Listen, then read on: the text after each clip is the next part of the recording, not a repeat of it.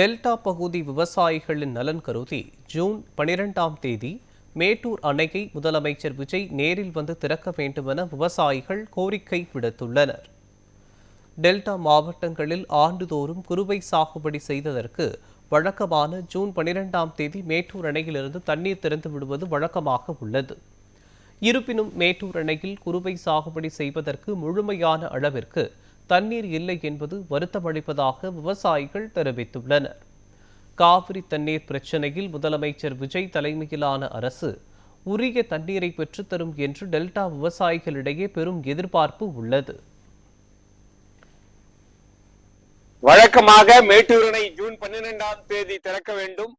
இன்றைய நிலையில் மேட்டூர் அணையினுடைய நீர் இருப்பு குறைவாக இருக்கிறது. சமீபத்தில் நடைபெற்ற காவிரி மேலாண்மை ஆணையத்தினுடைய உத்தரவின்படி கர்நாடகாவிலிருந்து தமிழ்நாடு அரசு இந்த மாதத்திற்கு பெற வேண்டிய தண்ணி 2.3 TMC தண்ணீரை உடனடியாக பெற வேண்டும். அதை பெற்று கொடுத்தால்தான் குறுவை சாகுபடி நாங்கள் மேற்கொள்ள முடியும். குறுவை சாகுபடியை இழக்க வேண்டிய நிலை இருக்கிறது. அவ்வாறு பாதிக்கப்படுமேயானால் காவிரி சமவெளி மாவட்டங்களில் பல லட்சக்கணக்கான உழவர்கள் மட்டுமல்லாமல் பல லட்சக்கணக்கான உழவு தொழிலாளிகளுக்கும் வாழ்வாதாரம் பாதிக்கப்படும்.